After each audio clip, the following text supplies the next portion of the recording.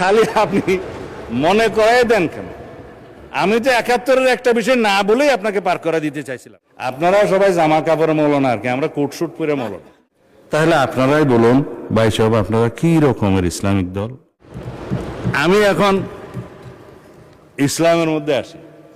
আমি কদিন আগে বলছিলাম ইসলামী ব্যাংকও ইসলাম না, আমাদের মির্জা ফখরুল ইসলামও ইসলাম না, জামাত ইসলাম ইসলাম না।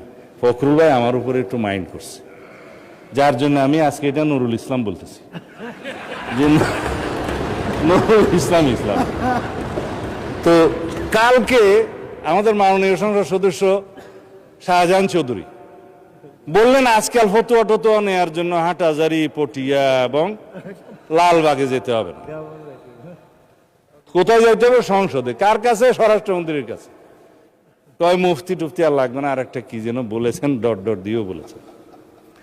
আমি তো কখনো বলি নাই যে জামাতে ইসলামী ইসলামী দল না, আপনারা নিজেরা নিজেরা টেনে আছেন। তবে আপনারা কি রকম ইসলামী দল সেটা একটু বলবো। আমি বলেছিলাম জামাত ইসলাম মানে ইসলাম না, ইসলাম ডিফারেন্ট। কিন্তু আপনি কালকে বলেছেন জামাত ইসলাম ইসলামী দল, এবং জামাত ইসলামকে জানতে হলে 100 বছরের ইতিহাস জানতে হবে। মানে স্পিকার ঘাটাঘাটি করে দেখলাম জামাত ইসলামের জন্মই হচ্ছে 1941 সালের 26শে আগস্ট, মৌলানা সৈয়দ আবুল আলা মওদুদী তখন ব্রিটিশ ভারতের লাহোরে ইসলামিয়া পার্কে একটা সম্মেলনের মাধ্যমে এটা জন্ম দেন। তা এখন তো 84 বছর বয়স। যাই হোক, এই 100 বছর তো নাই, এখন 84 বছর। 100 বছর হইতে হইতে আমি অন্তত বাঁচবে বলে মনে হয় না।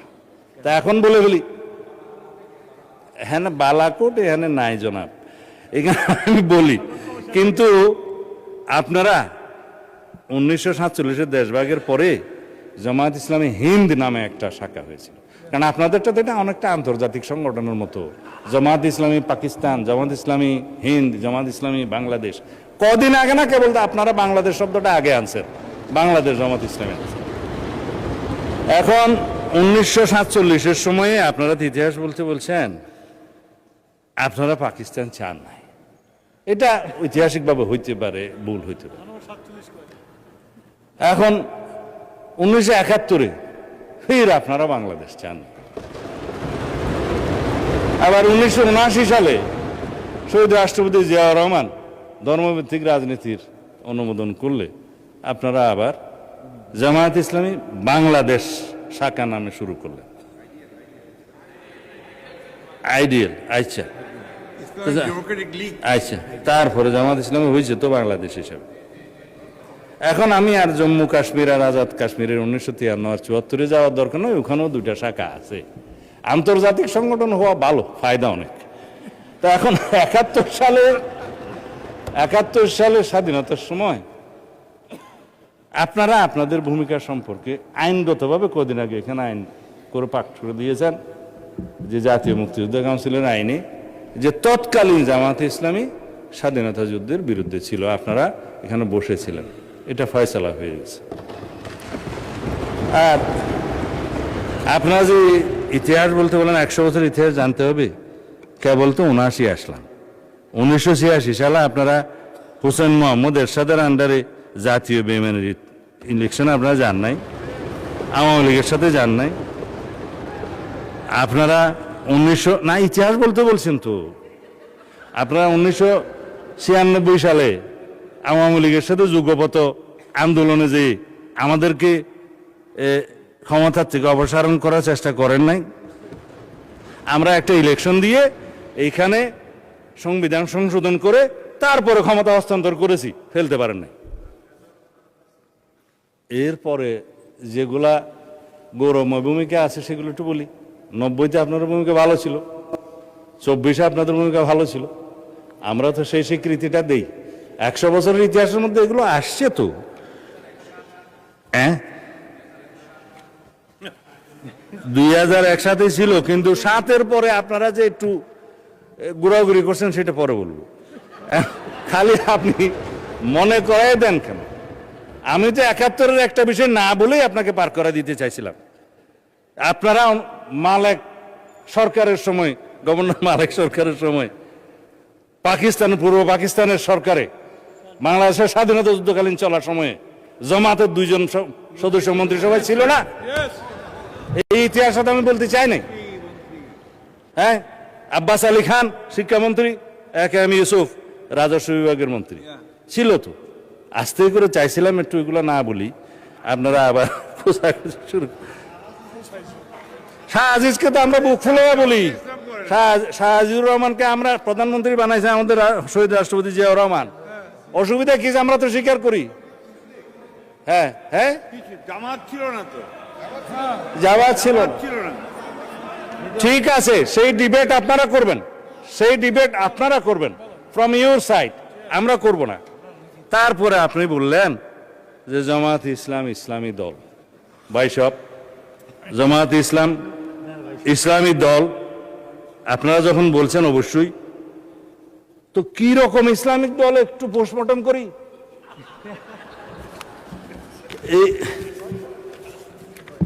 এইটা হচ্ছে আপনাদের নির্বাচনী ইশতেহার দলিল। এটার মধ্যে মনে হয় 93 পৃষ্ঠা আছে, খুব রঙিন রঙিন পেজ, দেখতে খুব সুন্দর। এখন আপনারা এই পূর্ণাঙ্গ বইয়ের কোথাও কি আপনারা বলেছেন যে আমরা শরিয়া ব্যবস্থা জারি করব, শরিয়া ভিত্তিক রাষ্ট্র ব্যবস্থা করব? করেন না। জবাব আপনারা দিন। আপনারা কি কোথাও বলেছেন ইসলামী রাষ্ট্র ব্যবস্থা, ইসলামী সমাজ ব্যবস্থা বা ইসলামী বিচার ব্যবস্থা বা ইসলামী অর্থনীতি প্রতিষ্ঠা করবে? পেজগুলো ভঙ্গ করে রেখেছি এখানে, ভাগ ভাগ করে আপনাদের আর্থিক অবস্থা। তারপরে আপনারা যেটুকু পড়ছেন, আমার মনে হয় আমারও ততটুকু পড়তে হয়েছে বাজ করতে করতে। আইন ও বিচার ব্যবস্থা দফা নম্বর 9, তারপরে আপনার দফা নম্বর মাথা উঁচু করে দাঁড়ানোর অর্থনীতি, ইসলামিক ব্যাংকিং এর ব্যবস্থা তো এখানে কোথাও লেখেন নাই আপনারা। এখানে তারপরে কি দফা? শিক্ষা ব্যবস্থায়, শিক্ষা ব্যবস্থায় আপনারা লিখেছেন মাদ্রাসা শিক্ষাকে আপনারা স্বকীয়তা বজায় রেখে কারিকুলাম আধুনিকায়ন করবেন, একবার 1 নম্বর দফায়। কেন বাংলাদেশের মানুষ কি শুধুই মাদ্রাসায় পড়ে? এখানে প্রাথমিক শিক্ষা আছে, হাই স্কুল আছে, মাদ্রাসা আছে, একটা হইতে পারত। কিন্তু আপনারা টপ পোস্টে গেলেন এবং এখানে কোথাও শরিয়া আইনের কথা আপনারা বললেন না। ওই দফাতেও ধর্ম এবং নৈতিকতা পৃষ্ঠায় আপনাদের দফা 28, ইসলামী রাষ্ট্র ব্যবস্থা নাই, ইসলামী শাসনতন্ত্রের কথা বলা নাই, ইসলামী সমাজের কথা বলা নাই। তারপরে যেটা আমি এখন বলতে চাই নাই, সেরকম কথাটা বলি। এখানে একটা কাগজ আছে, কাগজটা কোথায় যে রাখলাম, আকিমউদ্দিন, যেটা তাদের ইয়ের মধ্যে মনোগ্রামের মধ্যে ছিল, সেই আকিমউদ্দিন এখন আর নাই। এখন কাগজটা খুঁজে পাচ্ছি না, প্রিন্ট আসছে না। হ্যাঁ, এখন দেখেন আপনারা দিন প্রতিষ্ঠা করবেন, আপনাদের মনোলগ থেকে আকিমউদ্দিনটা সরাই দিচ্ছে বা ফাইনাল করেন নাই। বিদেশি ডিপ্লোম্যাটদের সাথে আপনারা যেমন সাক্ষাৎকার করেছেন আপনাদের আমির সাহেব, পিছনে সেই ছবিটা আছে। আমার কাছে তো সব কাগজ এখানে আছে, কাগজটা জাস্ট এখন উল্টাইলেই পাবো। সব নিয়ে আসছিলাম, কোথায় যে গেল। হ্যাঁ, তো সেই আকিমউদ্দিনটা এখন নাই। আপনাদের মনোগ্রাম থেকে দিন কায়েম করে যখন ফেলে দিলেন, আপনারা নিজেদেরকে ইসলামী দল কিভাবে কায়েম করবেন, দাবি করবেন? আর আপনারা এইখানে আমি কয়েকটা উদ্ধৃতি দিই। আপনারা ইলেকশনের আগে এই সাক্ষাৎকারগুলো দিয়েছেন। জামাতের আমির সাহেব বলেছেন ক্ষমতায় গেলে শরিয়া আইন বাস্তবায়ন করবেন না, 14 জানুয়ারি 2026 বলেছেন। শারদীয় দুর্গাপূজা উপলক্ষে, হ্যাঁ শুভেচ্ছা, এটা ঠিক আছে। জনাব আব্দুল্লাহ মোহাম্মদ তাহের বলেছেন আমরা কবে কোথায় বলেছি জিতলে আমরা বাংলাদেশে শরিয়া আইন আনবো? এটা হচ্ছে 18 সেপ্টেম্বর 2025। তারপরে রোজা এবং খোঁজার মুদ্রা রেপিট উপিট, সেটা তো আমার এক ভাইজান বলেছে, আমি এখন বললাম না যেহেতু উনি এখানে প্রেজেন্ট নাই। এখন আপনাদের যে সমস্ত বক্তারা এখানে বক্তৃতা দিয়েছে, এগুলো বললে তো আপনারা কিছুক্ষণ, এগুলা আছে আমার কাছে, এগুলা কিছুক্ষণ পরে আপনারা ওয়ার্কআউট করতে চাইবেন, আমি আর বললাম না, কারণ ব্যারিস্টার শাহরিয়ার কবিরের বক্তব্য বলতে চায় না, তিনি উপস্থিত নাই। তবে আমার ভাই শাহজাহান চৌধুরী তিনি বলেছেন যে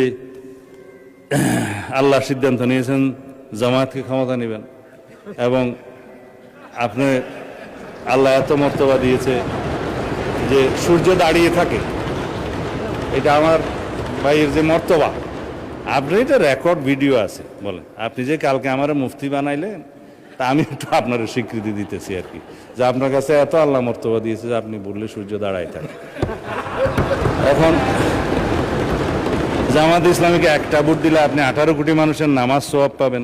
যেহেতু এখানে এমপি সাহেব আছে, আমি এটা বলতে পারি, ইতি জনাব আমির হামজা মাননীয় এমপি।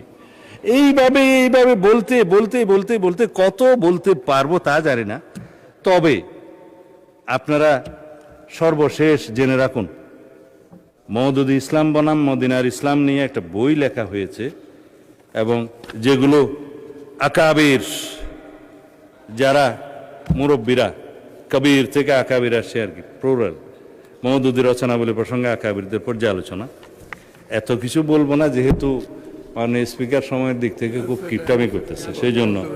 মাননীয় স্পিকার, মওদুদিবাদের মূল কথা হলো ইসমতে আম্বিয়া, মানে নবীগণ নিষ্পাপ, এবং সাহাবায়ে কেরামকে মেয়ারে হক বা সত্যের মাপকাঠি, এই দুইটা বিষয়ে তিনি সমালোচনা করেছেন, মানেন। যার কারণে যারা আকাবির মানে পর্যালোচনা করেছেন, তাদের মধ্যে নাম বললেই উপমহাদেশে যাদের কথা সবাই চিনবেন, মৌলানা আশরাফ আলী থানভী সাহেব রাদিয়াল্লাহু আনহু, রহমতুল্লাহ আলাই, রহমতুল্লাহ আলাই। আরে ভাই, স্লিপ অফ টাং তো হইতেই পারে, তবে মোটামুটি আরবি কিছু জানি। রহমতুল্লাহ আলাই রাদিয়াল্লাহু আনহু সাহেব ইয়ের ক্ষেত্রে, সাহাবীর ক্ষেত্রে, ঠিক আছে। আপনারা সবাই জামা কাপড়ে মৌলানা আর কি, আমরা কোট শুট পরে মৌলানা। দ্বিতীয় হচ্ছে শাইখুল ইসলাম হযরত মৌলানা হুসাইন আহমদ মাদানী রহমতুল্লাহ আলাই, হযরত মুফতি কিফায়াতুল্লাহ দেহলভী, মোহাম্মদ হযরত মৌলানা তৈয়ব সাহেব মহতমিম দারুল উলুম দেওবন্দ, মৌলানা আব্দুল লতিফ মহতমিম মাজহারুল উলুম সাহারানপুর, মাজার শাইখুল হাদিস মৌলানা জাকারিয়া সাহারানপুর। এইভাবে বলতে বলতে আরো অনেক বলতে পারি, সময়টা চলে যাবে। তাদের সবার অভিমত হচ্ছে এই বক্তব্য যদি মোল্লা মওদুদি সাহেবের না হয়ে থাকে ঠিক আছে, যদি প্রতিষ্ঠিতভাবে হয়ে থাকে তাহলে আপনাদের বক্তব্য প্রয়োজন। সেই হিসাবে তারা বাংলাদেশে তো রীতিমতো আমাদের মুরব্বী মোল্লা মহিবুল্লাহ বাবুনগরী পরিষ্কার বক্তব্য দিয়েছেন যে জামায়াতে ইসলামী কোনো ইসলামী দল নয় এবং তারা ইসলামের ক্ষতি করছে।